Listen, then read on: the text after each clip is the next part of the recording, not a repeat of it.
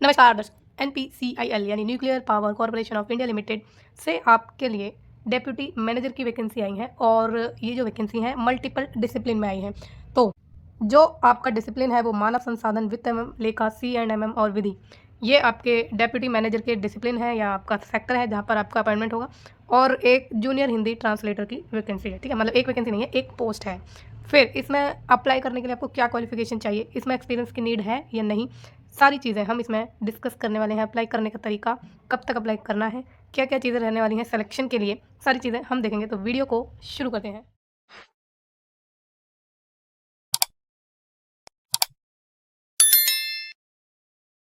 तो शुरुआत करने से पहले छोटी सी इन्फॉर्मेशन आप सभी के लिए, अगर आपको कोई भी क्वेरी चाहिए आपके करियर से रिलेटेड, जॉब से रिलेटेड, वैकेंसी से रिलेटेड, किसी भी चीज़ से रिलेटेड, तो आप मेरे टेलीग्राम चैनल पर मुझसे जुड़ सकते हैं। टेलीग्राम चैनल का जो लिंक है वो इस वीडियो के डिस्क्रिप्शन बॉक्स में आपको मिल जाएगा, ज्वाइन जरूर करिएगा। तो चलिए शुरुआत करते हैं इसके जो वैकेंसी की डिटेल है उसके साथ। तो ये आपकी बैकलॉग वाली क्या है वैकेंसी है, फ्रेश भी है। पहले हम बैकलॉग देखते हैं। तो जो आप मानव संसाधन में है, टोटल 3 है बैकलॉग में, ठीक है, और OBC में ये तीनों की तीनों वैकेंसी लाई करती हैं, ठीक।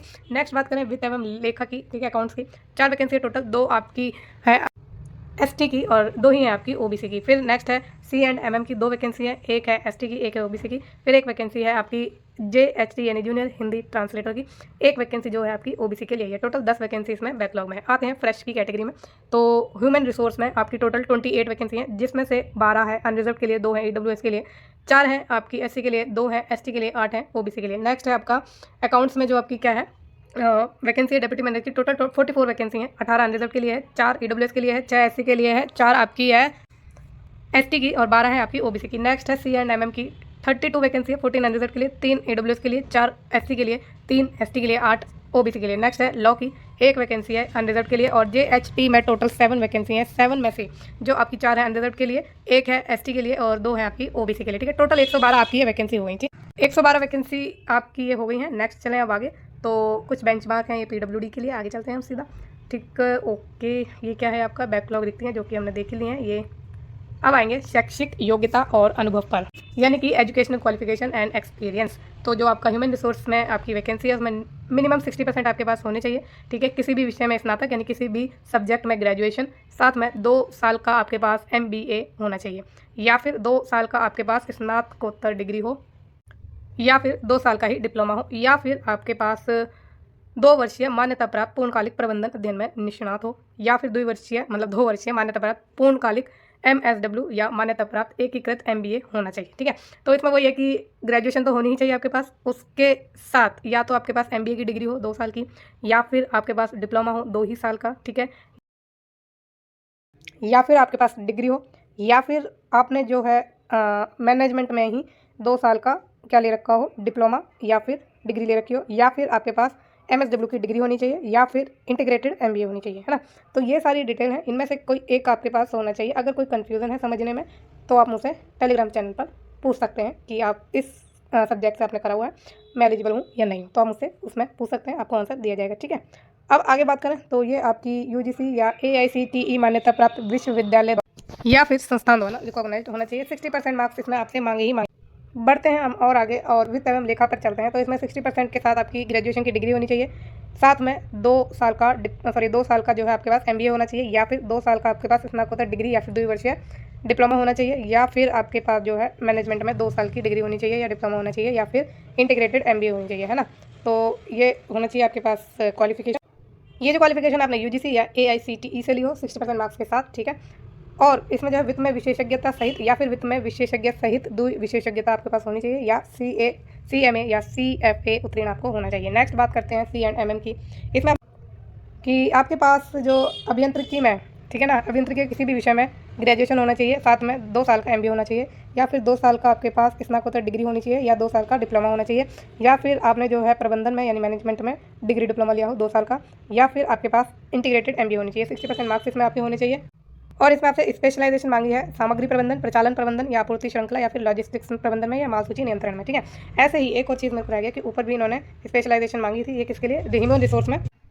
वो आपकी जो स्पेशलाइजेशन है वो मांगी है आपकी पर्सनल मैनेजमेंट में, या इंडस्ट्रियल रिलेशन में, या आपकी लेबर वेलफेयर में, सोशल वेलफेयर में, इंडस्ट्रियल रिलेशन में, इसी से रिलेटेड फील्ड में आपकी क्या होनी चाहिए, स्पेशलाइजेशन होनी चाहिए। ठीक, तो ये बताना ज़रूरी था, स्किप हो गया था, I am so sorry, but ये है कि छूटा नहीं वीडियो में, ये अच्छी बात है। चलिए आगे चलते हैं, अब जानते हैं और क्या रह गया हमारा, विधि में चलते हैं। तो इसमें भारतीय बार काउंसिल द्वारा मान्यता प्राप्त किसी विश्वविद्यालय से समग्रतः 60% अंकों के साथ पूर्णकालिक विधि स्नातक, तो लॉ डिग्री इसमें आपसे मांगी है। और आपका जो है रजिस्ट्रेशन होना चाहिए बार काउंसिल में, स्टेट या फिर जो नेशनल लेवल की है उसमें, ठीक है, या फिर सांविधिक निकायों में रजिस्ट्रेशन होना चाहिए। और अभ्यर्थी को बार या और किसी संबंधित प्रतिष्ठित संगठन में कंपनी, सिविल, श्रम कानूनों की पर्याप्त जानकारी रखने वाले अधिकारी के रूप में 3 वर्ष का योग्यता पश्चात व्यवहारिक अनुभव होना चाहिए। तो 3 साल का इसमें आपसे एक्सपीरियंस मांगा है, मैंडेटरी है।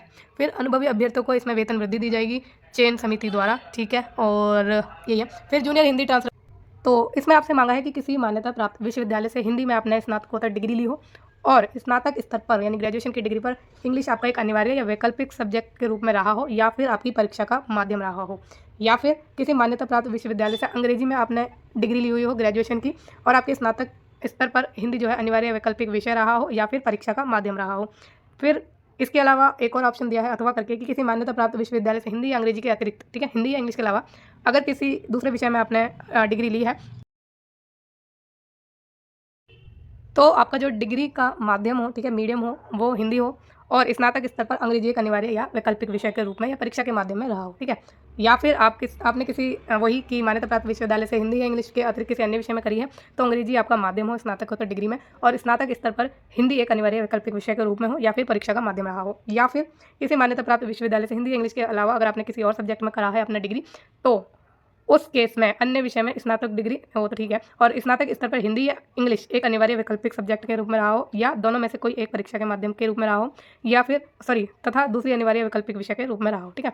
यानी कि एक वैकल्पिक विषय हो तो दूसरा एक जो है आपका मीडियम हो एग्जाम का, ठीक, समझ गया ना, ऐसे वाइस वर्षा होगा। फिर आगे बात करें तो इसमें आपसे मांगा है कि किसी मान्यता प्राप्त संस्थान से हिंदी से इंग्लिश और विलोमता यानी वैसे वर्षा अनुवाद में डिप्लोमा या प्रमाण पत्र पाठ्यक्रम या भारत सरकार के उपक्रम सहित केंद्रीय सरकार या राज्य सरकार के कार्यालय में हिंदी से अंग्रेजी और विलोमता अनुवाद कार्य का 2 वर्ष का अनुभव। तो या तो आपके पास डिग्री डिप्लोमा हो 2 साल का, या 1 साल का, या फिर आपके पास ट्रांसलेटर का क्या हो अनुभव हो 2 साल का। तो ये आपसे इन्होंने मांगा है, नेसेसरी है। अब इसमें PWD के जो कैंडिडेट हैं उनको 60% नहीं चाहिए, 50% चाहिए, उनको 5% का रिलैक्सेशन दिया जा रहा है। 27 नवंबर की लास्ट डेट है आपकी अप्लाई करने की। जो इसमें आपका पैसा बनेगा, मतलब सैलरी बनेगी पर मंथ की, वो रहेगी 86,955।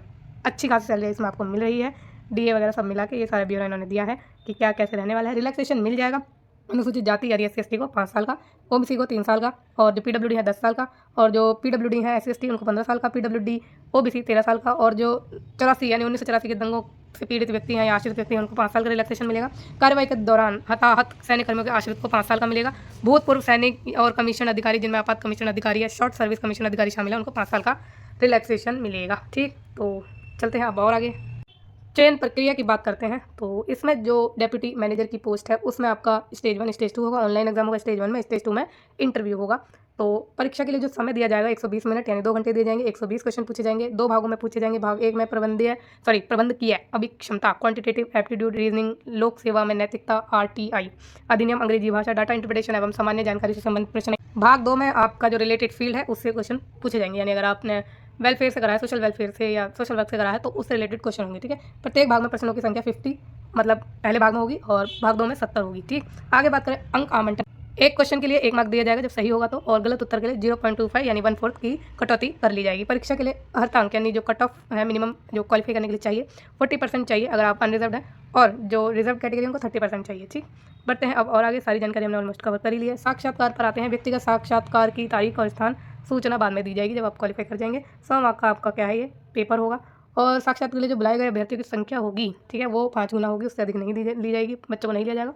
जो एलिजिबल अंक है यानी एलिजिबल आपके नंबर है, जो कट ऑफ है वो अनरिजर्व के लिए 60% है, रिजर्व के लिए कितना है 50%, यानी 100 में से 60 अनरिजर्व को लाने ही है, 100 में से 50 रिजर्व कैटेगरी को लाने ही है। अंतिम जो मेरिट लिस्ट बनेगी वो ऑनलाइन परीक्षा और इंटरव्यू के 50-50 रेशियो में बनेगी, 1:1 में बनेगी, ठीक है, और समान भारित दी जाएगी, वही इक्वल दिया जाएगा चीज़ें। साक्षात्कार में न्यूनतम अंक प्राप्त करने पर्याप्त तात्पर्य नहीं है कि अभ्यर्थी को मतलब मेरिट में तो नाम आपका आना बहुत ज़रूरी हो जाता है। यहाँ पर अंक समान होने की स्थिति में वो उस केस में बता रहे हैं लिखित परीक्षा में अधिक अंक अर्जित करने वाले अभ्यर्थी को मेरिट सूची में उच्चतर स्थान पर रखा जाएगा। तो जो CBT में ज़्यादा नंबर लाएंगे उनको पहले रखा जाएगा। अगर इक्वल मार्क आते हैं टोटल मिला के, तो दोनों ही स्टेजेस के। फिर अभ्यर्थी द्वारा साक्षात्कार में समान अंक प्राप्त करने की स्थिति में लिखित परीक्षा में अधिक अंक प्राप्त करने वाले अभ्यर्थी को मेरिट सूची में उच्चतर स्थान पर रखा जाएगा। ठीक है, जो इंटरव्यू में समान अंक लाएंगे और उस केस में लिखित परीक्षा में जो अधिक अंक लाएगा उसको ऊपर रखा जाएगा। जहाँ कहीं भी लिखित परीक्षा दोनों में ही समान हो गए तो आयु के हिसाब से उनको दिया जाएगा वरीयता। ठीक है, फिर आते हैं जूनियर हिंदी ट्रांसलेटर की पोजीशन पर, और उससे जो आपका एग्जाम पैटर्न है उसका उस पर आते हैं। इसमें भी एक स्टेज होगी, दूसरी स्टेज होगी। पहली स्टेज में प्रारंभिक परीक्षा प्रिलिमिनरी टेस्ट होगा, फिर प्रगति परीक्षा होगी। तो आए आगे और जानते हैं। 50 आपके MCQ टाइप के क्वेश्चन होंगे। सामान्य हिंदी के 20 क्वेश्चन, सामान्य अंग्रेजी के 20 क्वेश्चन, और जो आपके सामान्य ज्ञान है, गणित है, विश्लेषणात्मक तर्क शक्ति है, उनके 10 क्वेश्चन आएंगे। 1 घंटे का पेपर होगा। ठीक है, 150 अंक का होगा, और 3 क्या है, प्रत्येक सही उत्तर के लिए 3 अंक, गलत होने पर 1 अंक काट भी लिया जाएगा। ठीक है, आगे बात करते हैं। तो वही जो कट ऑफ का मिनिमम क्वालिफिकेशन मार्क जो आपको लाने हैं 40% अनरिजर्व के लिए, 30% रिजर्व के लिए। चरण 2 की बात करें तो चरण 1 उत्तीर्ण करने वाले अभ्यर्थियों को परीक्षा में बैठने के पात्र होंगे। परीक्षा 2 घंटे की होगी, अधिकतम 150 अंक की होगी। ठीक है, तो पहला स्टेज जो क्वालिफाई करेंगे ऑब्वियसली बात है उनको स्टेज 2 में आने का मौका मिलेगा। फिर आगे क्या है कि जो आपको निम्नलिखित विषयों का समावेश होगा आपके जो स्टेज 2 है उसमें कौन कौन से सब्जेक्ट हैं, अनुच्छेद, अनुवाद, 2 हिंदी से अंग्रेजी और 2 अंग्रेजी से हिंदी में, अंग्रेजी व हिंदी के वाक्यांशों व मुहावरों का अनुवाद, हिंदी व अंग्रेजी शब्दों के समतुल्य, अंग्रेजी या हिंदी के सार लेखन, अंग्रेजी में पैराग्राफ लेखन, हिंदी निबंध के आपके क्वेश्चन आने वाले हैं। फिर इसमें जो एलिजिबल मतलब वही कि मिनिमम एलिजिबल जो नंबर है वो कितने हैं, वो है 30% आपके UR के लिए, अनरिजर्व के लिए, और 20% है रिजर्व कैटेगरी के लिए। ठीक है, बड़े JHT की जो आपकी पोस्ट है उसमें सेकंड स्टेज के बेस पर ही आपकी मेरिट बनेगी, और कोई बेस इन्होंने नहीं रखा है। बाकी आगे बढ़े तो 120 मिनट के अंदर आयोजित की जाएगी। अच्छा जी, NPCIL की आवश्यकता के अनुसार प्रारंभिक और प्रगति एक ही दिन में 30 मिनट से 120 मिनट के अंतराल में आयोजित की जाएगी। तो JST का जो पेपर है वो एक ही दिन में होगा, दोनों स्टेजेस। ठीक है, बीच में आधे घंटे से लेकर 2 घंटे के बीच का गैप ये देंगे आपको, है ना।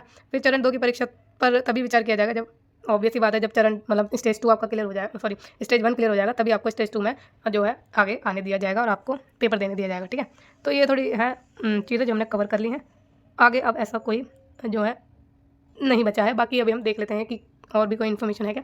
अभ्यर्थियों को 1 वर्ष की अवधि के लिए परिवीक्षा पर रखा जाएगा, डेफिनेटली प्रोबेशन पीरियड पर रखा जाएगा, और 6 महीने की अवधि पूरी होने पर 30 शब्द प्रति मिनट की दर से उसकी टंकन क्षमता परीक्षा ली जाएगी। फिर 6 महीने के बाद आपको टाइपिंग टेस्ट देना है। यदि अभ्यर्थी इस परीक्षा में उत्तीर्ण होने के लिए विफल रहता है तो 1 महीने की अवधि के बाद दूसरा अवसर मौका दे देगा। मतलब टाइपिंग स्पीड आपको अच्छी होनी चाहिए और आपको क्लियर करना है 30 वर्ड पर मिनट की स्पीड से।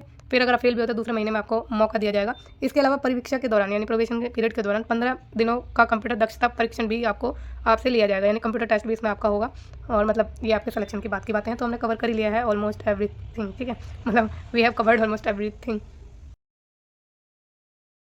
ठीक है, तो एक लास्ट आपकी एप्लीकेशन फीस होगी कुछ, वो हम देख लेते हैं कि कितनी फीस आपको इसमें देनी है। बाकी वीडियो कैसी लगी है कमेंट में बता देना। ठीक है, और चैनल को सब्सक्राइब भी कर देना अगर अच्छी लगी है तो। जो डेप्यूटी मैनेजर की पोस्ट है उसके लिए आपको 500 रुपये देनी है, GST के लिए 150 रुपये देनी है। ठीक, 150 रुपया लेगा। ठीक है, सॉरी 150 रुपया देगा। फिर हेरा फेरी का डालोगे, I am so sorry, bad था। ठीक है, तो वीडियो को एंड करते हैं और सब्सक्राइब जरूर कर देना चैनल को। Thank you so much for watching, bye bye.